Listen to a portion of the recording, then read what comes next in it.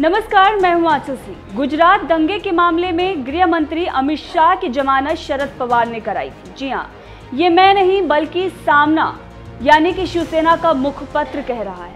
और इसी सामना के लेख के बाद एनसीपी और उद्धव सेना के बीच बवाल मच गया है। तो सबसे पहले जानते हैं सामना में अमित शाह और शरद पवार को लेकर क्या दावा किया गया है, जिसके बाद एनसीपी भड़क गई है।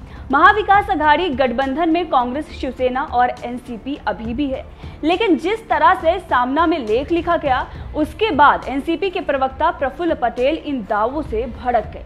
उन्होंने इन सभी दावों को निराधार भी बता दिया। मतलब गठबंधन तो है लेकिन विचार विमर्श नहीं होता है और ना ही सहमत एक दूसरे को लेकर। दरअसल शिवसेना के मुखपत्र सामना ने अपने साप्ताहिक कॉलम में दावा किया है कि एनसीपी प्रमुख शरद पवार ने साल 2002 के गुजरात दंगों के एक मामले में केंद्रीय गृह मंत्री अमित शाह को जमानत दिलाने में मदद की थी।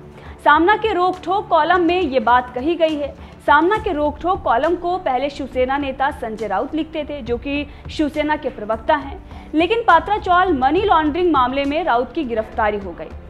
इसके बाद इसे कड़कनाथ मुंबईकर के नाम से लिखा जा रहा है। रोक-ठोक कॉलम में ये कहा गया है कि अमित शाह बार बार महाराष्ट्र के बारे में अभद्र भाषा का इस्तेमाल करते हैं। ये उनकी महाराष्ट्र के प्रति नफरत है। दरअसल उन्हें हमेशा महाराष्ट्र और मराठी लोगों के लिए आभारी होना चाहिए।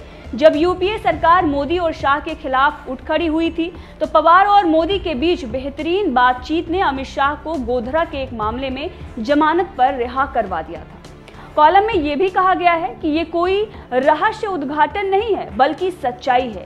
एक और मामले में बाला साहब ने अमित शाह की मदद के लिए सरकार की तरह काम किया था। इसके बारे में सिर्फ संजय राउत ही लिख सकते हैं। शरद पवार और उद्धव ठाकरे इसके बारे में और बात कर सकते हैं, लेकिन वही अमित शाह आज शरद पवार और उद्धव ठाकरे के खिलाफ अभियान चला रहे हैं। दरअसल जो कुछ भी ये लिखा गया इसके बाद एनसीपी भड़क गई और उसने कहा कि ये जो दावे किए जा रहे हैं ये निराधार है, इससे सच्चाई से कोई लेना देना नहीं है। वैसे आपको बता दें कि गठबंधन अभी भी चल रहा है कांग्रेस, एनसीपी और शिवसेना का, लेकिन लगातार एक दूसरे के खिलाफ मतभेद सामने आते ही रहते हैं। और अब जो शिवसेना में शरद पवार और अमित शाह को लेकर लिखा गया है उसके बाद तो यही कहा जा रहा है कि शिवसेना और एनसीपी कभी भी अपने रास्ते अलग कर सकती है।